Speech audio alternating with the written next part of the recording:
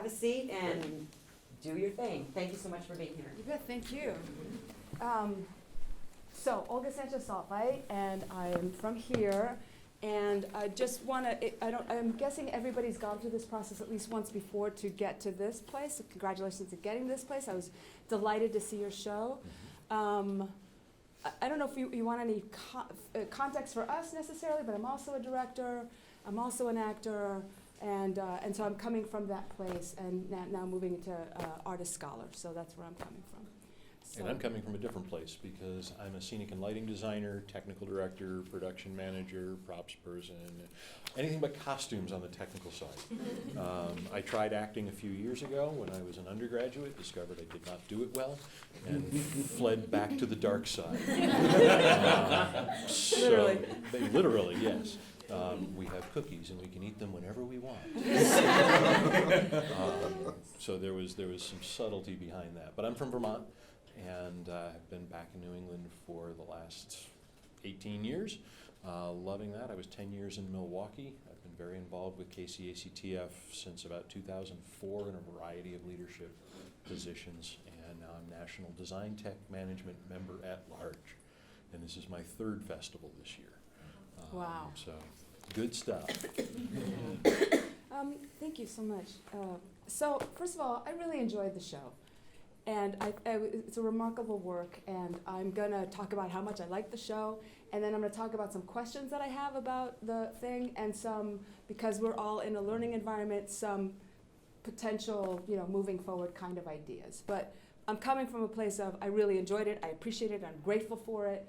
I think our audience was grateful for it. I hope you felt that. I saw it last night. And so that's what this is about. This is basically a feedback in support. Mm-hmm. So, and I saw it yesterday afternoon, so we've got both performances covered. Yeah.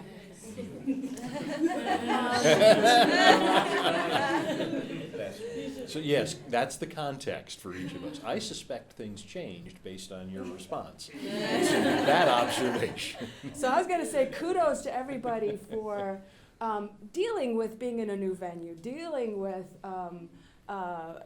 All sorts of new environment. You're here for a conference, and you're also putting on a show. So even that speaks to your professionalism, to being able to jump in, do the show, do it so beautifully, do it so fully, despite possibly, I don't know who was running lights or sound. I don't know if it was our team here at UO. I don't know if it was your team. It doesn't matter. It was like, in any case, it was a new environment for everybody. And I want to shout out the tech team, actually, because I was like, wow, because there's a lot of tech in the show, a lot of beautiful lights and sound and stuff was jiving. The follow spot, I'm sorry, that's like hard. And so just kudos to tech right away. And everybody for making this transition, really, from your home venue, from your place where you rehearsed and all that, to this like strange, never mind audience, but totally strange venue. I thought that the scenic elements traveled beautifully, the drops and the tables, the platforms that moved around. I thought everything worked seamlessly. It looked like you did the show. Like if it wasn't for like maybe one little thing that was like, okay, that light wasn't quite, but it was seamless. To me, it felt seamless at 7 p.m. So that's what I saw. So thank you. Yay. So can I ask what you changed between the 2 p.m. and the 7 p.m.? Because I also enjoyed the show very much. I appreciate everything Olga is saying about how things worked, but living on the dark side myself, I'm like, that was a bump. It shouldn't have been there probably. And this show you did last spring, right? So it's been in the can for 10 months. When did you take it back out of the can? And was this the first time you'd been in front of an audience since then? Okay. Yeah, that's going to change a lot, isn't it? So what did you change between the afternoon and the evening? General question. Fix the light cues. You fixed the light. What was wrong with the light cues in the afternoon that weren't in the evening? There were just whole sections that they were just not translated to the coming into this situation. There was a rough plot that had to Mm-hmm. and it was a matter of doing the translation, and it took until 7 to actually get everything. Sure. Kudos. Yeah, it's always a challenge coming into a new space because, yeah, you have the program for your house. Exactly. Welcome to a different place. Had they given you that in advance to play with, or? Yeah. Okay. So there, you could do some stuff, but until you get in the space and actually But run it. just thinking about in advance, because of some of the challenges, I'm just gonna say, with our institution, advance was really a week and a half. Wow. Okay. There was no, like, we heard about this first week of December, Mhm. but our institution actually declined and did not want to participate. Oh. So it was really because the students really didn't want to give up, and it was only really about 3 weeks ago, like when we started the fundraiser, that was 4 weeks ago, practically today, actually 4 weeks ago today, that the students Wow. didn't, and I mean, I didn't want to do it either. I mean, I didn't want to give up. Right. I mean, I didn't want to give up. And then on top of it, we had the misfortune of the stage manager, that was the professional stage manager. Yeah. She quit and didn't actually give us the book with the cues. We didn't have anything. We didn't have it until last week. Ooh, So yeah. while we were, it took us a while to get that stuff, we didn't actually have the information to be able to start the technical side of the show. Which is, And then we had over 200 cues in the original. it's Uh-huh. yeah, no doubt, Yeah. no doubt, yeah. So in addition to pulling the rabbit out of your hat of remounting a show from last May, you did it without support, without your tech background, without a stage manager coming in and moving it forward. But I just want to say, without a stage manager, because Jillian, wherever she is,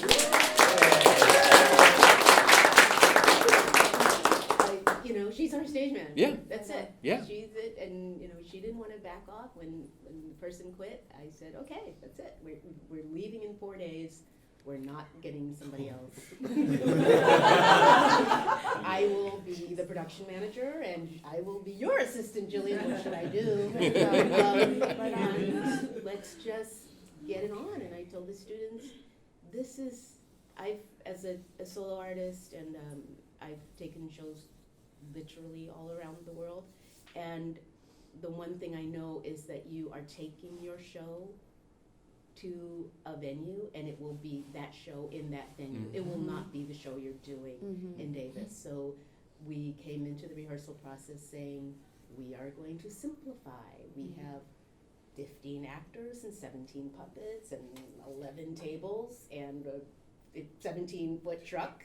All this stuff not getting on here. And I just thought as an opportunity to say, what is the essence here? And we had a 50-foot stage, so some of the things that were on our stage were not essential because of how much time it takes to move around that much space. And it was a beautiful show there, but I actually think there are some elements that I was able to massage out in the new rehearsal process that I was unable to massage out in the original, because if you think this was a nightmare, just getting it on stage was a set of nightmares. Yeah. The very first time. So, yeah, I just wanted to speak to that because That's I huge. didn't want you to say, oh, you didn't have your act together. No, there was no act to get together. And given the amount of time, and you're always walking that fine line between, okay, we've got these light cues to get in, but these actors have got to run the show. Mm-hmm. And so Mm-hmm. what you saw when you came was actually the first time we kind of put all the pieces together Okay. and ran it. We didn't get a chance. We wanted to do the two Oh my full-on goodness. run-throughs before anyone came in, but we just were unable Yeah. to No, you provide that. run out of time. Yeah. The curtain goes up. That time doesn't change generally. Everything else before that can change, but that's when that happens. I start teaching my stagecrafts class essentially by saying, what do you need to do a show? It's a fishing adventure, right? And eventually I get, you need a story, you need an actor, and you need an audience. And I'm like, yep, that's it. welcome to Stagecrafts. Everything I'm about to teach you isn't necessary to do a show. It's necessary to support it somehow, but I'll follow it up by saying times of great acting will get you through times of lousy tech. Right. Times of lousy or questionable or patchy tech never get you through times of lousy acting. Okay? Acting is the primary thing that we're in the theater to do, and audiences will forgive. Oh, okay, they're standing out of the light, can't they just move? Audiences will forgive that if the passion is brought. And I felt that even in the 2 o'clock show, the passion was brought. I knew there were issues because I could see it on your faces as you were, oh. Why doing so late? The arm didn't come off where it was supposed to. And then it came off later when it wasn't supposed, and I got that. Okay? But the work that you were doing together as an ensemble, building that, was really beautiful. And it's the first time I've seen the show. I don't know the show, I don't know the book. I bring a certain perspective that I can't change. This is me. I'm trying as best I can. I do come from Vermont, and we try to be liberal there. We brought you Bernie Sanders. But that doesn't mean that we've got the opportunity to exercise this. And I thought that bringing this as puppets, because I was talking with Michelle Bombi, the national vice chair, afterwards. She saw it next to me, and she's like, I saw this a couple of years ago. The puppets are theirs. That's not how it's usually done. I'm like, really? Okay. Oh, yeah. Good to know. Because it was new to me. This is not something that I was familiar with. And I thought it was a wonderful choice. I'll jump on that, bounce around, but the adaptation was gorgeous. I had questions about the modernization of it, but I also appreciated that it needed to be done for the audiences that you were serving. And also for our actors. And for your actors, Mhm. right? Because I saw obviously the Shirley Temple to Barbie doll, and I'm like, what? I read the script. I thought the interpretation and the adaptation just worked beautifully. So it was a delight to watch and see how situations were interpreted. So kudos to you. I'll just go down my list, and if you have any questions or like, what do you mean by that? Just let me know.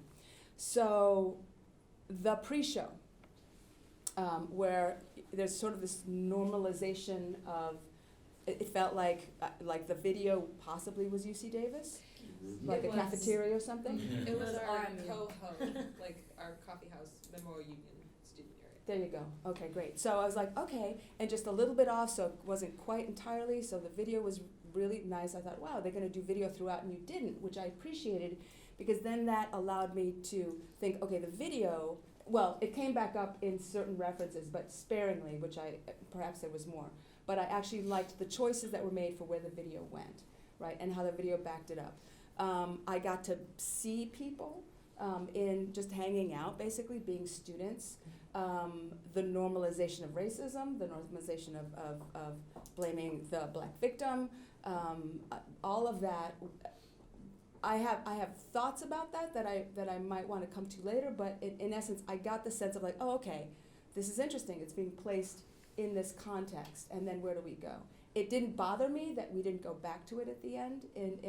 I got it, because that resonated. There was enough there that resonated throughout how relevant this play was.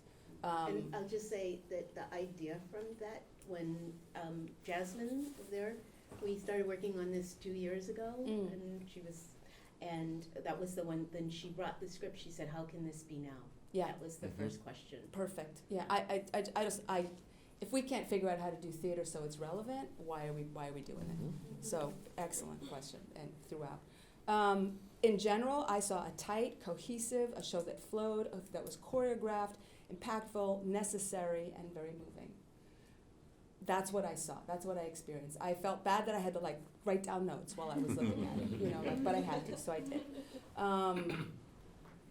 Whatever challenges or hesitancies you might have had throughout the 2 o'clock performance, that basically a dress rehearsal performance, it felt like a team working, listening, flowing, the wheels, the movement of the platforms, all of that stuff just went like this. And that also speaks to the ensemble performance thing, like the puppets, right? Puppets are so hard. And I have some thoughts about the puppet. I have thoughts about everything, but that's what I'm doing. But the patience with which everybody, because it was Bunraku style, right, of a sort, where you had people moving arms, people moving the body and the head and the thing, right, to move the different gestures of the head, and then the feet. And the coordination between everybody moving a thing together and embodying, bringing to life this inanimate object by working together was really beautiful to watch, and speaks to, again, the ensemble that was built and the care with which you took with puppets. Puppets aren't, if you don't give puppets the care and the life that they deserve, they don't work, and you made these puppets really work.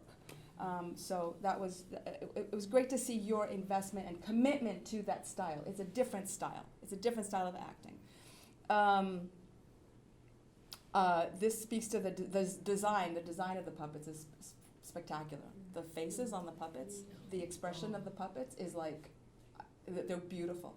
So Jenny Young, designed the Yeah. puppets, and one of the things we did in the early process of creating that was I actually called out to faculty and students and everybody to send pictures so that we could find faces and make a family out of it, but not too many people responded. So we actually went going to the internet and looking for, like, does that look like Charlie? I don't know, does it look like Charlie? So there was a lot of negotiation about how the faces would appear. Yeah. And then all students were building They're beautiful. Joseph, everybody. Yeah. Everybody The was puppets are building. beautiful. The faces on the puppets are beautiful. The detail of the costume on the puppets, the hairstyles on the puppets, really just they were people. They were inhabited. There was one moment, the clothesline moment, where you've got people and they're holding onto the clothesline, and the thing about puppets is if you don't keep them in motion, they die, right? And the little breath thing that was happening with the puppets, right? Me and my sign. I was like, yes, thank you. It was that kind of thing that I went, okay, clearly you know what you're doing. I mean, clearly the work was, we were well trained, but you also did it. And you can show an actor how to run a puppet, but they don't necessarily do it. And kudos to you to understand that, no, I have to run, this is what I have to do. And that kind of detail was just great to watch. I loved the brown paper bag construction. The show was about colorism, and the brown paper bag just, like, I went, okay, got it. I mean, not just about colorism, but it's one of the big, strong themes in the play, and I was like, oh, smart, so that kind of thing. Let's see. Do you want me to jump in and talk for a bit? Yeah, go for Because I it. can do Yeah. that. Yes, beautiful. Go. I'm here too. Sorry. No, that's good. I'll jump in with the puppets because I felt the investment was there, that working together, cheek by jowl, literally, is really, really difficult. And to do that, having let this project be relatively dormant for such a long time, puppet manipulation is a lot about muscle memory. And is the whole cast the same as last spring? Or did you have to? This is a new cast member. Okay. And one of our cast members, became sick. Ill? Sure. Just last week, so Yep. unable to join us. So those Wow. those changes, because that's Oh, and huge. another one, she got her PhD, and Maria had to go. So we just So did you're getting your another casting. PhD next. No. No pressure. No pressure. But being that tight and that close is something that takes time and real attention to detail. So I don't know how much work you did in the in-between, but you were able to keep it fresh and were able to keep it alive, as Olga was saying. The breath, yes, but the simple little gestures and looks were really kind of amazing. And puppetry is something that we're seeing a lot more of in various aspects. The one that literally jumped off the stage for me was the dog. You know, it's we watch people all the time, and so figuring out people mannerisms is something that doesn't take as much of a stretch. Figuring out animal gesture is something that takes close observation. I hope you like dogs.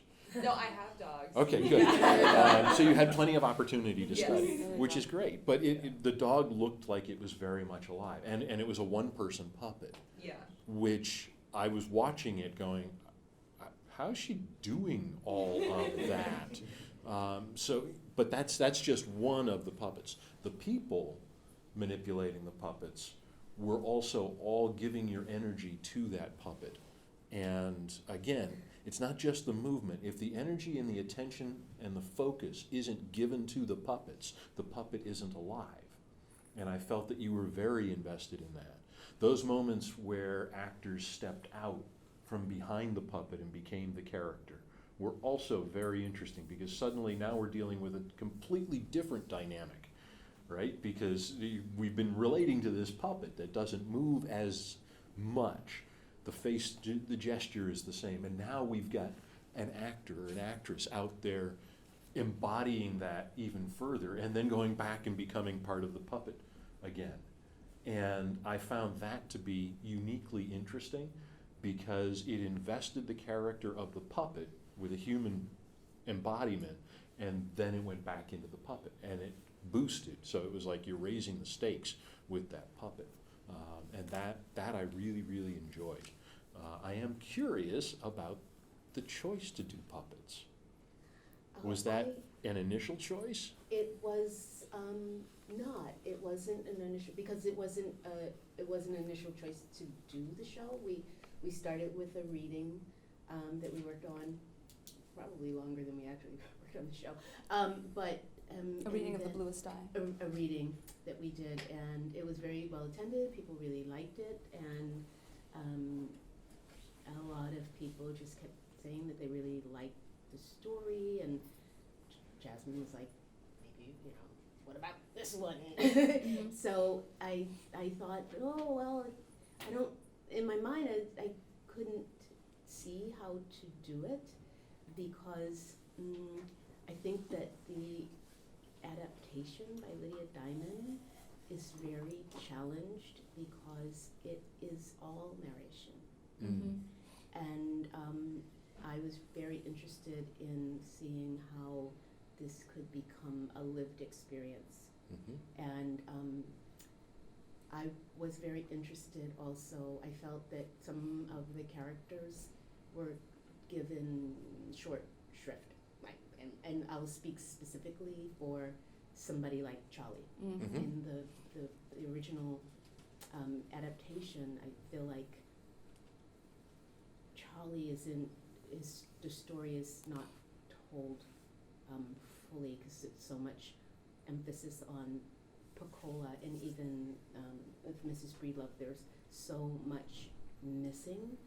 And I just felt like with the puppet, I thought, oh, if we did go with puppets, we could have young Charlie on stage with young Charlie, and the audience is continuing to remember who he was and not who he is, which I thought was very important, because so many times when you see African American males in these types of stories, they're just the bad guy. You don't know how they got there, and I think it's just as important to know how they got there. And also, I was really, really interested in having a multiracial, multi-generational cast. And when I was, I had the great fortune of teaching a semester at the University of Cape Town, where Handspring Puppet Company is. Okay. And I did a show there. It was the first show that I did with puppets, and my own solo performance was in their festival. And I remembered, and then the very last thing is, it's such a, something about this story really I think is hard to say, it's hard to speak.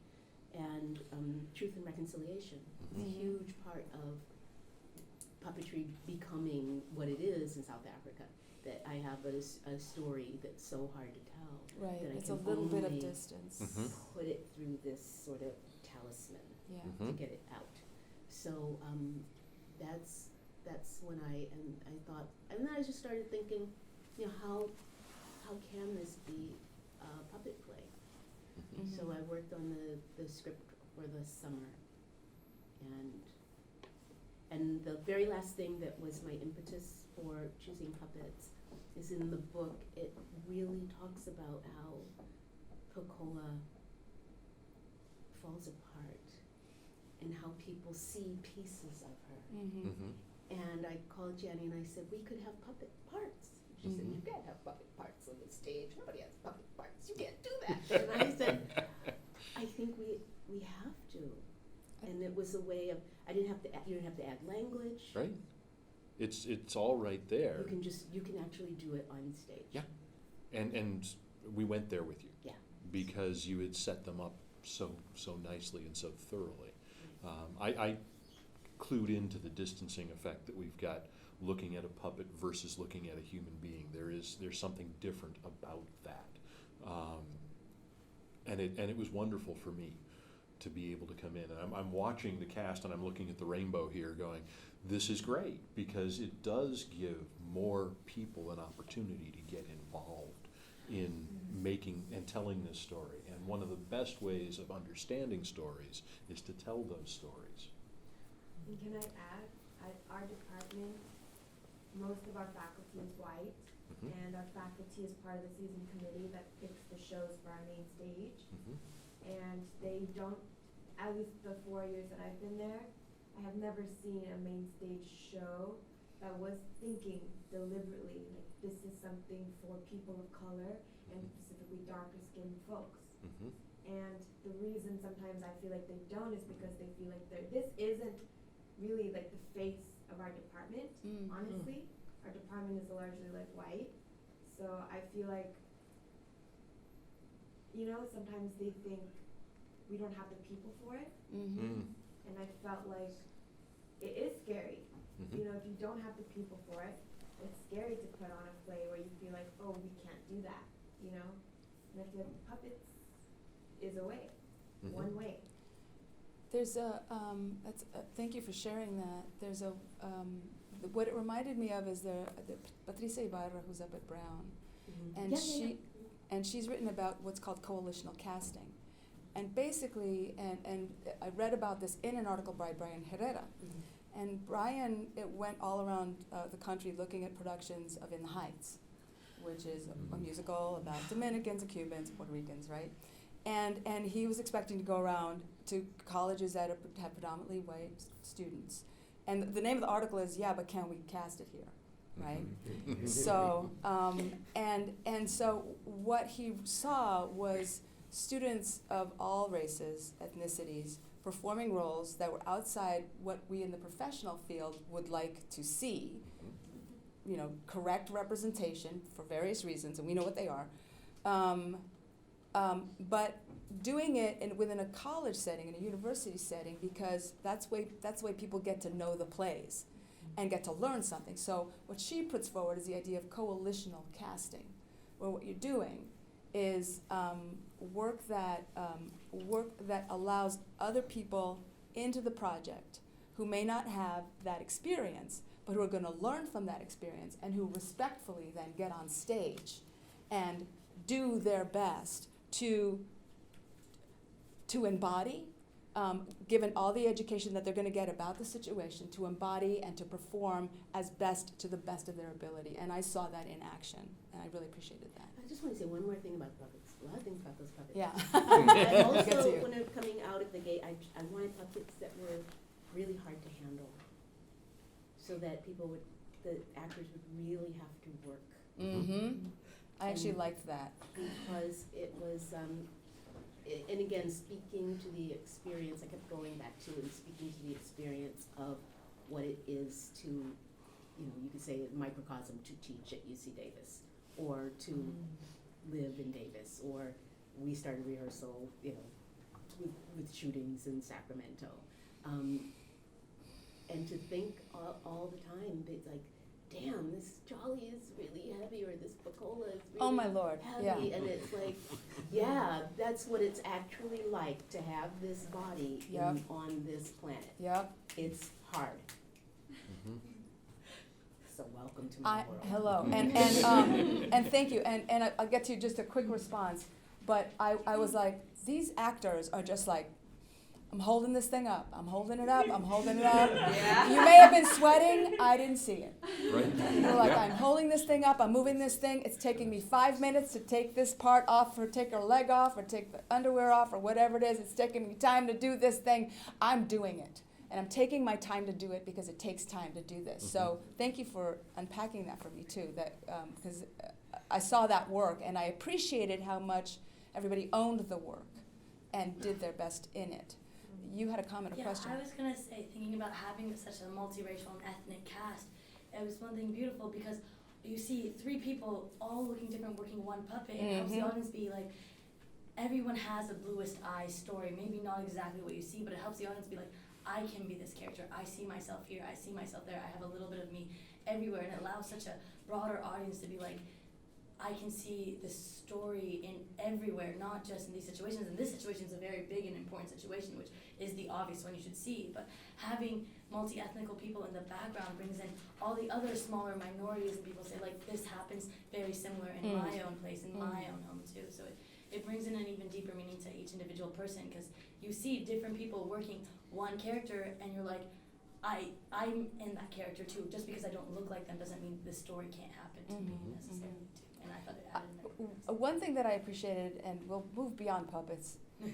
I don't know if we can, but we will try to touch base on other things. But a choice that I really appreciated was that certain lines were given to certain people. And there were some really painful lines that I felt were given to some darker skinned people, and I was like, yes, that's right. And other lines that were not, and I thought, yes, that's right. You know, in other words, I felt that that was an intentional choice, and I appreciated that that was the way in which you held on to the truth of the matter. I felt that that was intentional, and so just thank you for that. That respect. And I don't say that was like throughout. I mean, everybody had hard lines, but I noticed it, and I went, right, thank you, yes. And that was set up right at the top as you were getting into the story. And the debate about Black Lives Matter, and you're coming out saying, we're not even having a conversation yet. And it's like, no, you're not. These people are having justifications or whatever, rationalizations, and you're trying to open a conversation. And keep trying, keep agitating, you know, to speak to your point, keep agitating to get things done that are representative of your community and what you do, because everybody should be seen, really. And so finding those moments to get that stuff to resonate with folks that look like me is really important, and some of us will listen. And eventually more of us will listen, and eventually those that aren't listening will die and go away. and you know, we'll make progress. Yay! Start the revolution. I'm going to talk a little bit of some design things that I noticed. The sound, the earphones, out of the earphones, in the earphones, the shutting out that noise that you don't want to hear, and then, okay, I got to listen to it. And that gesture there, ways in which we try to protect ourselves from toxicities and then just have to deal with it. Just that the use of the sound to do that I found really effective. The use of classical music in certain places to create a kind of a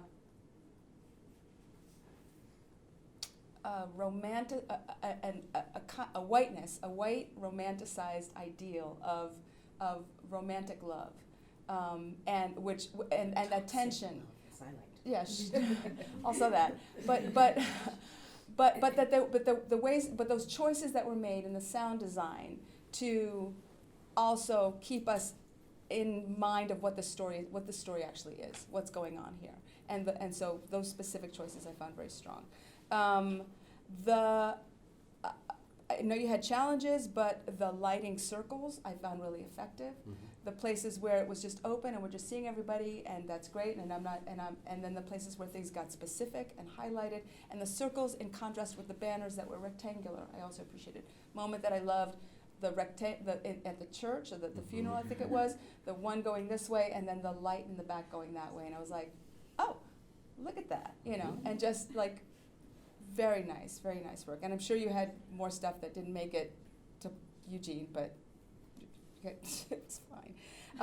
Things like the flowing platforms, the flow of the movement echoed in the flow of those wheels just went like woo and woo like that, and everybody moved in it, and it was like a dance of and that your platforms didn't get in your way. You didn't have to pick them up. You didn't have to, they just like float in and float out.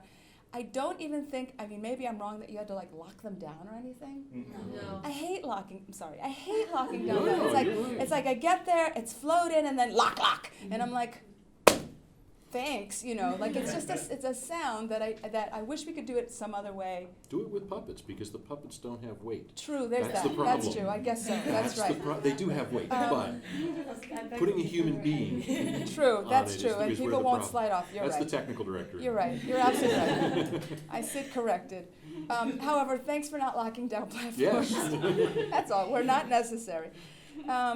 The paper blankets, the paper flowers, the echo of paper, which again, the cohesion of the production. The sink stove thing.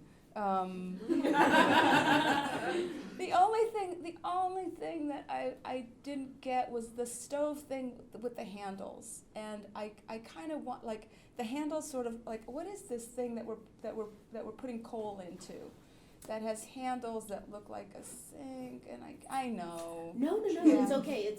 It's you saw what you saw. There are elements of that are not here. Got because it. we didn't Okay, have, great. You can bring them on a truck, and So it was a different stove. You chose to bring No, one. we or- brought that, but there were other elements in that set, so that I think would help you to know What it where- was. Yeah. Okay, fair enough. I figured it out, but I was like, and then when it was a sink, it obviously made sense. Mhm. It looked like a sink. I'm just saying. The bed on the platform, the props, how they were built for the puppets, that they were there for, to be part of that whole vocabulary. The detachable limbs. Which puppets have legs, which puppets don't have legs, I found really interesting also. We're back to puppets. Lighting circles, crew, spectacular. I talked about the videos, Cinderella, Dirty Dancing, Princess Bride, who's the one. Again, all of these basically, white heroine, not heroine, but you know what I mean, heroine movies representing a particular kind of love as the vision of romantic love. Again, wonderful representation. I am going to talk a couple of things, because the puppets are so much of your performance. Just a couple of things that I noticed, and I get that you weren't you didn't get back to it until 3 weeks ago or something. So, and it's a whole, and it's a whole performance. There's a couple of times when that stepping out, which I also appreciated very much. Sometimes the stepping out didn't stay out. The stepping out stayed out. So in other words, the vocabulary of the show, for the most part, was I'm holding the puppet, I'm speaking for the puppet, and the puppet is going to do the things that puppets do, right? And then I'm just talking, and I'm the voice. So there were some times where I saw I'm actually acting now. As the puppet is happening, I'm acting to you even as I'm moving the puppet. And so then myself as an audience, I don't know where to look. That's just a future reference thing. Just to maintain your consistency with the puppet performance, you maintain the consistency. And then I know when you step out, now you're doing something different. And I'm just saying, that was a different vocabulary, which I appreciated, and all the things that you said embodied the thing, and was able to perform other things. So a small critique. And then the other one is about voice. most of you, all the time, just beautiful projection in that big giant space. Upstage is always difficult. You did it. Sometimes, because the language is poetic, I mean, Toni Morrison, right? There's a poetry to the language that in some cases I felt got a little, and this isn't about dialect, this is just about diction. Just sometimes where I just wanted things to be a little slower and a little clearer. Not you, you were, yeah. But because you had a lot to say. but just that, I'm just supporting that particularly when you've got puppets, and sometimes also you're standing behind a puppet, and sometimes standing behind and then looking up so you can see what your puppet is doing. You're aiming your voice that way. So just somehow you have to like trust the puppet, find your space, and then and most of you were able to do that most of the time. Some of you all the time. Just a couple of times where I noticed that. So these are really small little things for future reference for the next time you do the show, when you do it. Just saying. I hope you do it again. Let's see. The tech is like, no, please no. No. The moment where everybody is on stage for the building up to the incest was such a great choice. The challenge of making all those voices sing together and continue a line is hard. And I don't have anything. There was times where I got it and times where I had read it, so I knew it was coming. It's just I don't know what to say about that except it's hard to do. And so I share this with you as a it was hard to hear the flow of that, and I don't know if it's because the voices were distinct, the voices were where they were. Yeah, Well, I don't know what the did challenge want is. a Yeah. distinct sound, Mm-hmm. and because often I wanted to do two things. One was to disrupt any romantic, oh, they're poor and they're black and they're ugly. I wanted to continue to challenge the audience to kind of wrestle with what was happening. Mm-hmm. Not because the thing is actually just a monologue. It is not in the book. Oh. It is In the book, it's monologue a monologue. Okay. that I deconstructed as a choral scene Okay. and added the music, Mm-hmm. thinking about free jazz. Mm-hmm. And originally, when I was casting, one of the things I wanted to cast Austin because he's a musician, and in my mind, he's going to be playing music. Mm. And then over time, I moved away from that, and I was really thinking of Abby Lincoln and Max Roach's Peace Protest Prayer, which is in that it's a sighing, screaming, sighing song. That's the language of it. Mm-hmm. And to look at that, and only recently did I come across there's quite a lot of scholarship around the blues and jazz in Toni Morrison, which I hadn't read before. But in the book, it's constantly like in that musical place when you're reading the book. Mm-hmm. So I just thought that was an opportunity in the whole thinking about the dirt on some of the screens and plants and people giving people flowers. In all of Toni Morrison's books, chapters open with "There were no blackbirds that spring."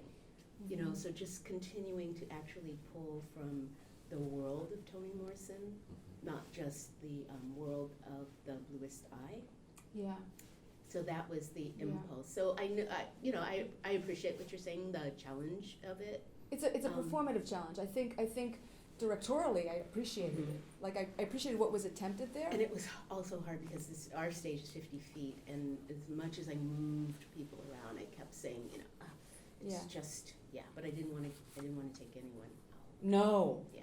No, you can't. I mean, I think the act of having everybody there witnessing in Right. some way participating. Exactly, Mhm, that's it. It mhm. takes, instead of it just Claudia making, and again, this is Yeah. going to, I'm gonna take it out of narration Mm-hmm. and make it something that's happening now. Right, active, yeah, And it says in the book that the town turned their back on it, yeah, so, I saw that. yeah. Yeah, that gesture, that, yep, yeah. Can we do a shift to, I'll jump in and talk Jump- a little bit jump about in. costumes. Oh. Because the costumes I found to be in that neutral blue and gray world worked nicely to unify everybody. Okay, so skin tone is one thing, but the costumes also brought us together. And nothing jumped out at us as gonna upstage any of the puppets or any of the other individuals. The unity between some of the costumes on the puppets and the costumes on the individuals was nice. It was kind of a these go together moment. And it didn't really jump off the stage at me until the final moments when everybody was out there without their puppets. And I'm like, oh, cool, okay, great. Up until then, it had all just kind of worked in a neutral world and a neutral environment. And I also, sorry? I was gonna say, the costume, I drove everybody crazy, cause I was like, no, you can't just, they're not just outfits, let me tell you. Yeah. Right. So we really used a lot of the scholarship from Robert Farris Thompson around cool aesthetics Mm-hmm. and African American use of clothing as a way of articulating in their individualism. okay. So the palettes were pulled from that from that Mhm. scholarship. Yeah. Beautiful. And they were different, which I also appreciated, from the students at the very beginning. Mm-hmm. So that I was not confused that these were the same people. And they were neutral enough, they were contemporary, but neutral enough that they also softly supported the periodness of the puppets who were in a period.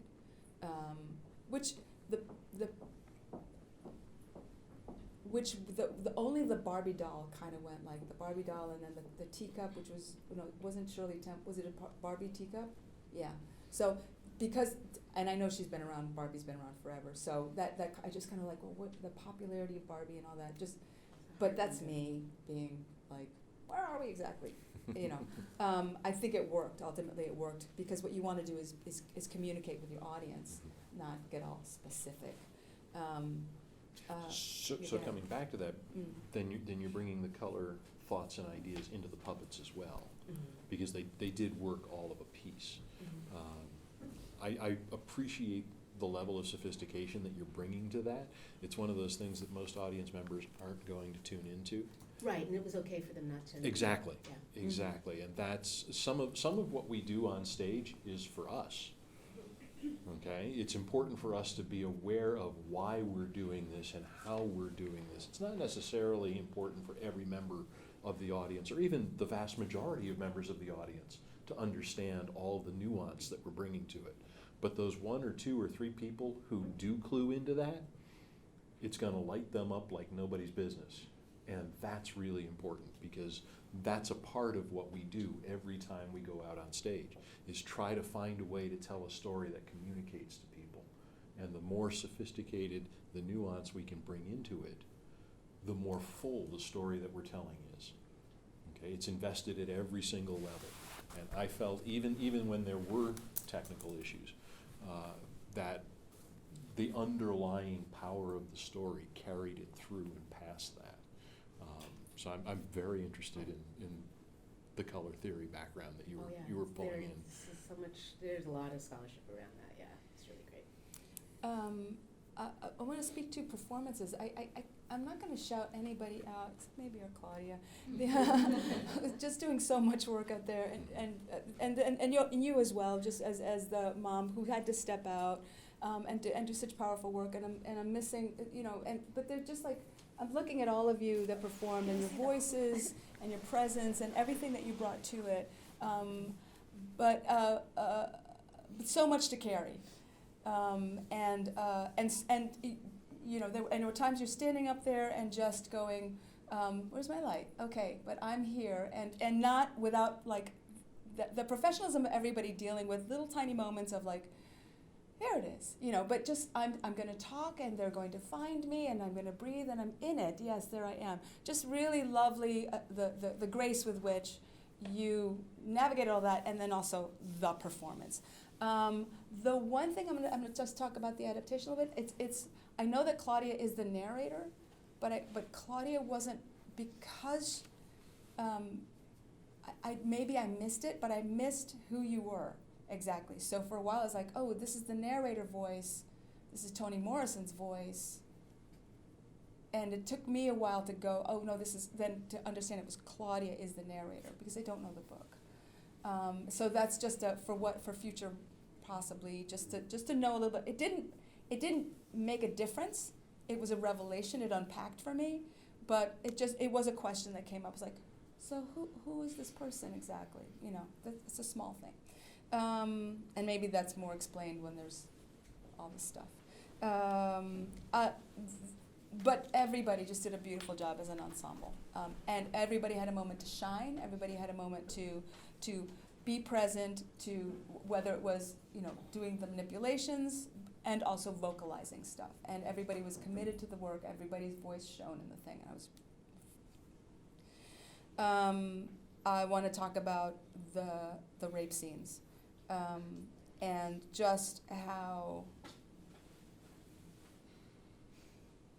impactful they were, how important they were to see, how well handled they were, painful, sympathetic, and how the puppets were used. The light was used in the first one in particular. The beam light, that's just the light of the men who enter and force that sex. The pain of the puppets. I mean, it was. I don't know how you did it, but those puppets felt like they were in pain. The first one was close on, the two puppets close on. The second one, the puppets were removed, but more in light. I appreciated that choice immensely. I knew what was happening because I'd seen the earlier one. I knew what was happening because you were telling me. I also had read the play, but it was clear what was happening, and the tastefulness with which that horrific act happens made it both. I couldn't just look away because it's horrific. I could watch it, and I could watch it, and I could see it, and that the effectiveness of that gesture. So, to everyone, for the care with which you handled those puppets, the care with which those scenes, which are very difficult, were performed. Important, I mean, they're the dramatic moments of the play. They're very dramatic moments of the play. The madness that occurs at the end, that odd Mr. Guy at the end, puppet, I forget his name, I'm sorry, that character. Soaphead? Soaphead, yeah. I was like, why is he called Soaphead? And then I saw why he was called Soaphead. Well, you know why he's is you have to read Jazz, which Austin did read. Okay. It's because its hair looks like it's curly if you have soap in it and you have soft hair. Because that's where the name comes from. Got it. But, What a fascinating looking puppet. And different from everybody else. Mhm. And I was like, is he white? Did you say what? Is he white? Ask Austin. Yeah. Austin, he thinks he's white. And in Jazz, which is a novel that comes later, he finds out that he's not. Right. So it's really interesting. I like the nuance of that, because I was like, really interesting character. He's kind of lighter skinned, but phenotypically, I like the nuance of the puppet, the way the puppet was made, and I also like that Austin came out out front and did that speech as well, like that stepping forward, the way you stepped forward, and the couple had stepped forward. I loved the puppet fight, honestly. The puppet fight was like, and then you all came out and actually fought, and I was like, no, bring the puppets back. And I'm sorry. Sometimes I was just like, I don't think I've ever seen puppets fight, you know. So anyway, let me see if I have any wrapping up thoughts. Before we get to wrapping up Yes, thoughts, I'd like to talk sure. about the rhythm of the show. Yeah, and yeah. what I saw in the afternoon versus what happened in the evening. I understand there were some technical issues that were being worked out. I'm curious if you can let me know how many of those really impacted the rhythm of what was intended for the show. To Rebecca, Yeah. you love the dog. Uh-huh. She helps me with the puppet.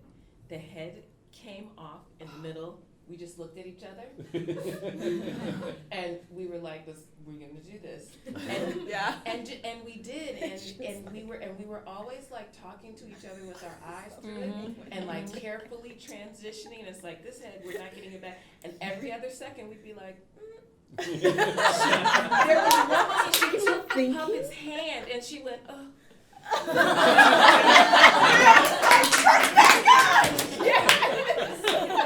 Nice. And even Charlie too, he came and I told him, I said, the puppet, the neck came off me, and he's like, we're gonna work it. He's going, Miss Breedlove, you gotta get it together. She puts her head back and we went out. And her neck Wow. is like trying to stay on. Oh my goodness. And we did it. Wow.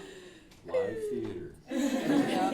I mean, I could kind of give one thought along with what Aya said about Mrs. Breedlove, because, like, it has been, like, a year since we've done this, but, like, just going over and over again with all the changes, like, just trusting each other just to be quick on it, and, like, even if something happens, we'll, like, just, we know the show well enough that we can just, like, cover or make something that will fit within the energy and, Yeah. like, the aesthetic Yeah. of it, so...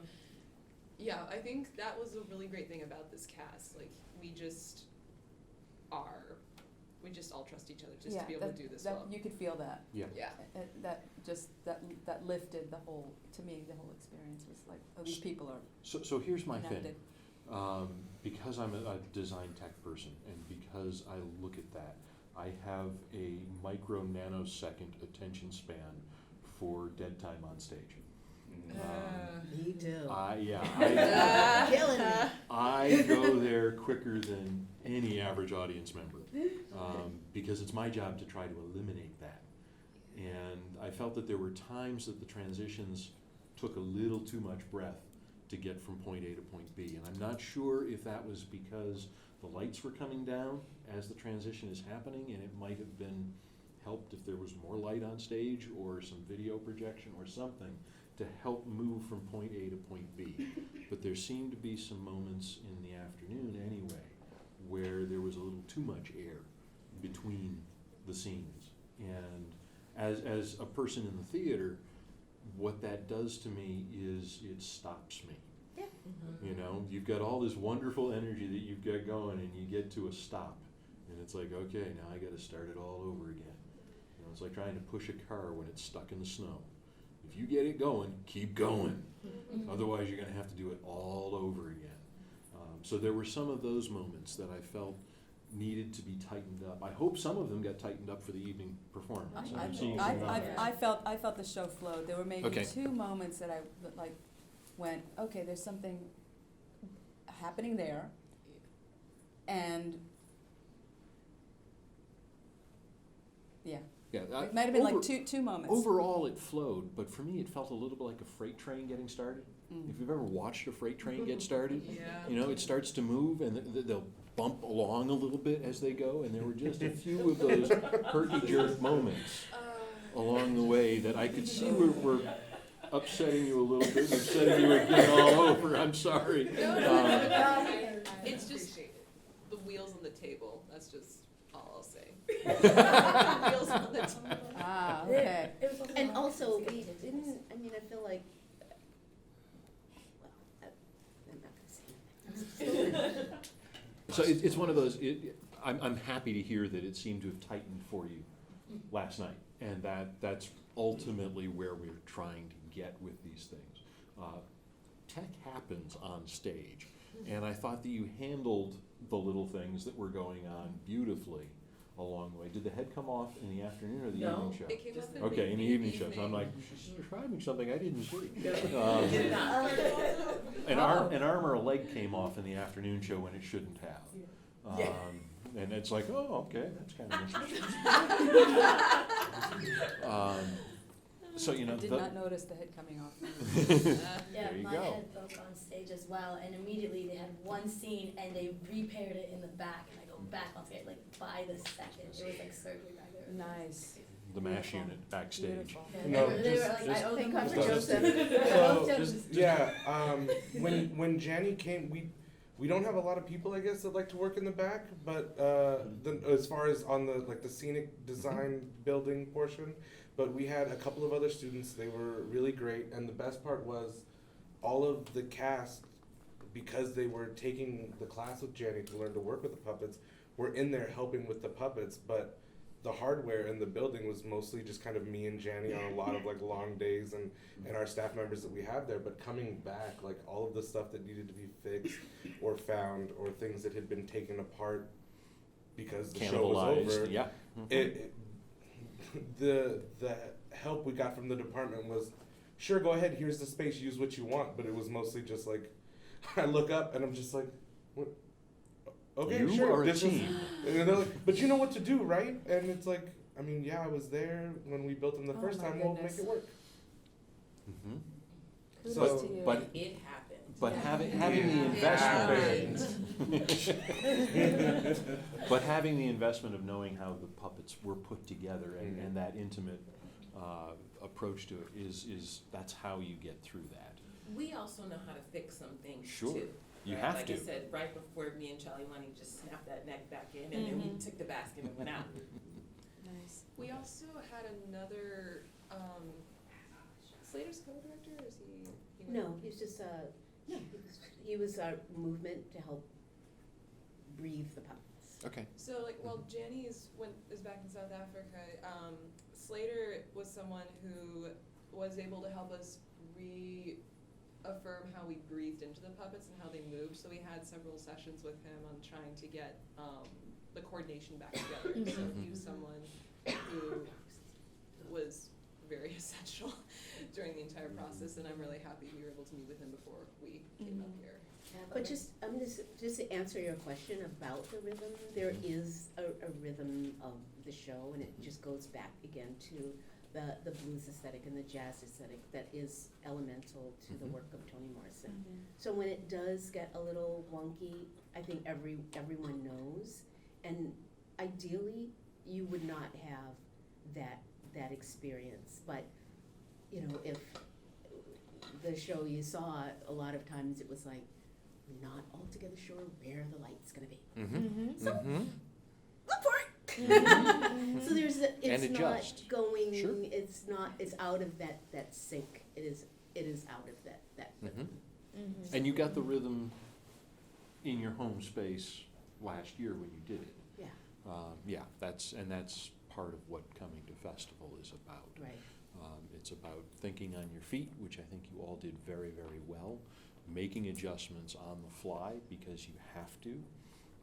Life is a contact improv, and being in front of a crowd is a challenge when things go a little bit not the way they were planned.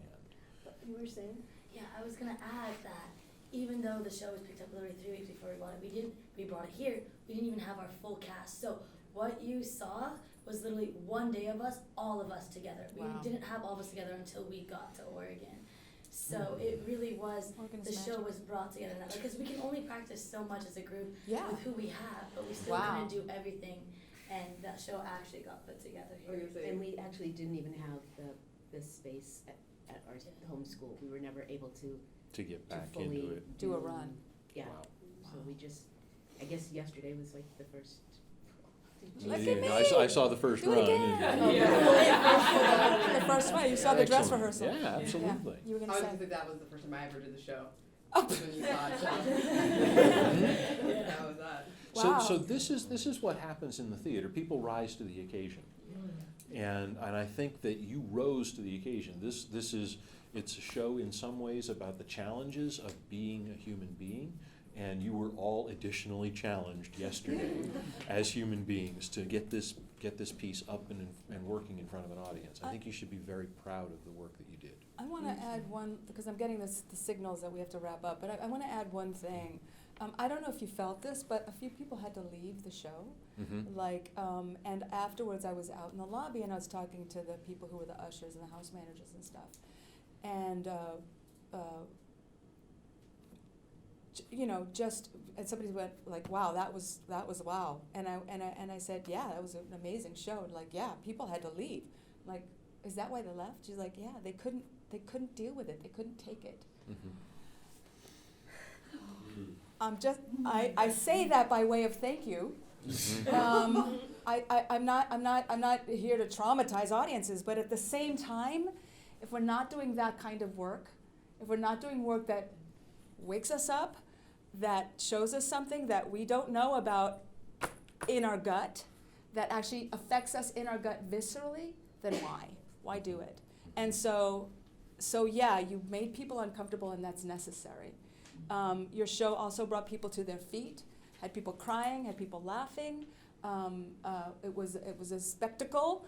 It did all the things that we want from theater, and it was gorgeous to watch. And so I thank you for that, and I thank you for, frankly, just getting some people to have to get up and leave, because it's too hard.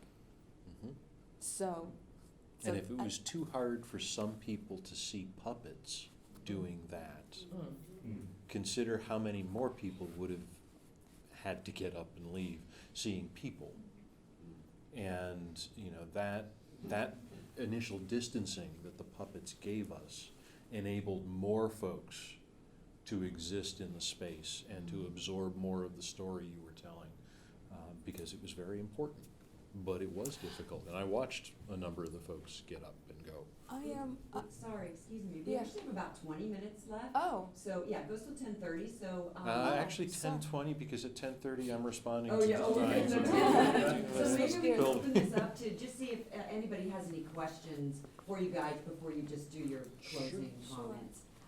Any student questions, or Margaret, or anything to the response team that, just something you're curious about, or something they noticed, or anything like that? Sure. You mentioned before my dog puppet and how animal movement was going with it. So I got a lot of response back in Davis from people in the department who liked my puppet as well. But since you were very fresh to it, and how did you I kind of felt it was one of the few innocent characters in the show, and that was the only person that really died. But if there's any pointers you have or any other thoughts you wanted to give, I'd like to hear it. You keep doing it. It's apply what you were doing with the dog as a performer to other aspects of your work as a performer, because so much of what we do is observing people. Okay, I love going to airports, bus stations. It's like, wow, okay, that's an interesting walk. I wonder why they walk that way. And then you start to think about getting into that character a little further. You got into the character of the dog, and perhaps it's a little bit easier to get into a dog's head because, they wag their tails. People are more complex. Yeah. So I would urge you to continue utilizing your observational, vocabulary, and apply it to people as a way of continuing to increase your characters and what those folks do. It's one of those, I watch people and say, yeah, old people walk a certain way because they have to. It's about gravity and not wanting to fall. And that's why they walk that way. It's not a young person walking like an old person. There's a reason for it. So keep digging and going that way, and use the dog. Just two things. So I noticed that, of course, obviously puppets stole the show and stuff, but I'm very curious if you had, or if you thought deeper onto the certain actors that were on the puppet, as in not just speaking for the head, but also the people that are on the feet. You bet. Oh my goodness. Yeah, absolutely. There was somebody who had to super crouched to get the feet going all the way off stage. No, I thought moments like there was a running moment where a body was running and also the puppets were running at the same time. The puppet was running in front of it. That was really evocative. I think the hopscotch moments were really kind of beautiful, and without calling too much attention to themselves, like the ability to make those limbs work, the hands work, yes, the heads. I want to say something that occurred to me, because yes, puppets stole the show, but there's a way in which puppets cannot steal the show if you're not doing the puppet thing. Yeah. I mean it, but not in terms of technicality, because of course the actors were, great in moving and articulately making it breathe. But I'm thinking about the characters that got to play other characters as feet. For instance, if you notice Young Charlie's scene, Piccola and Mrs. Breedlove were on Young Charlie. How did that affect seeing them And come out those of their were choices. characters and be Um, right? because there were times where different people were voicing different characters, there were only a few characters that I went, oh, that's that person's voice. And so to me, it was part of the larger, it didn't disturb me, in other words. I noticed it and I went, this is a choice that different people can voice this person's experience, and therefore can also be their arm, can also be their feet. So I didn't unpack. I didn't go like, oh, look, it's the person who is one of the two people who voices one of the characters, performing the feat of another character. I didn't go that deep. To me, I noticed that people were doing multiple roles. To me, that was part of the whole aesthetic. That just because you're always this character doesn't mean and always their voice doesn't mean you can't be somebody else's feet, or a dog, for example. If we wanted to do a hierarchy of body parts, right, or sentientness. So I noticed that it happened. To me, it added to. We are all representing all various parts of the performance of this. The fact that everybody did every role with integrity and to the best of their ability was what I noticed. It's like, just because I voice this character and this character has a lot of lines doesn't mean that I'm not also going to do a brilliant job at feet. That's what I noticed. And that's a ancient tradition in the theater. You go back to the Greeks and they were doing that. Okay, so it's something that we bring forward with us culturally in Western theater anyway. So that's a part of it. Did I notice you specifically doing that other? Actually, no. It didn't scream at me. But I would agree that it's an ensemble thing, and I bought into the ensemble being able to move from point to point and support those points along the way. You're saying it's a choice, and it's a deliberate choice, and that's great. It didn't land with me. That's okay. Did you have a second question? Oh, I guess I did. I just wanted to bring into there's certain elements of the costume that I wanted to bring up, because I thought, they're a really big part of the show. Like, for instance, how if you saw the puppets, they had their costumes, but if you look at the puppet handlers, they had a version or a modern version of that costume to bring it into today's time. And I also thought about, if you notice on the puppets, there are parts that weren't fully colored. Yep. And you already got how that was an element of memory, how it's hazy, and also puppets. They're not Yeah, the fully Choli colored. character, particularly with the half-painted suit, was like, wow, that is so beautiful, evocative. I'm not sure what it means. Thank you for bringing up memory, but I felt that like there was an undistinctness in that, but I couldn't quite place it. So thank you for identifying that. Yeah.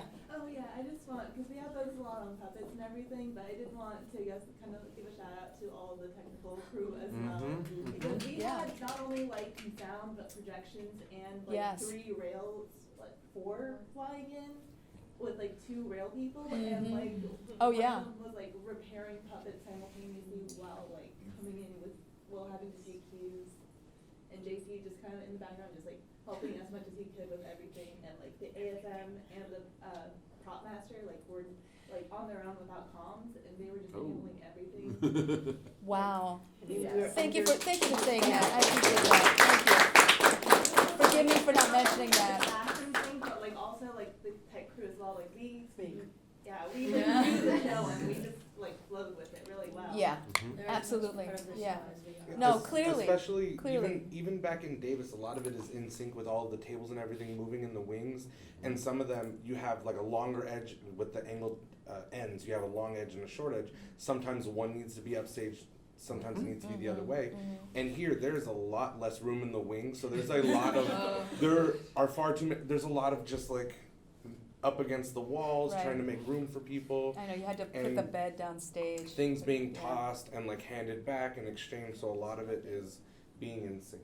Yeah. Yeah. And then also quickly with what Tiffany said about memory, I had talks with a few people, and you mentioned how you were thinking about how some puppets were full bodies, some were torsos, some were just paper, Yeah. and it kind of plays along the same idea of memory and how Thank you. important people are and the way that they stand out and how much of them you remember. Or what part of them you remember. Exactly. Yeah, got it. Thank you so much. I appreciate that. Yeah, Thank you. bringing shows to festival is particularly challenging for the technical staff.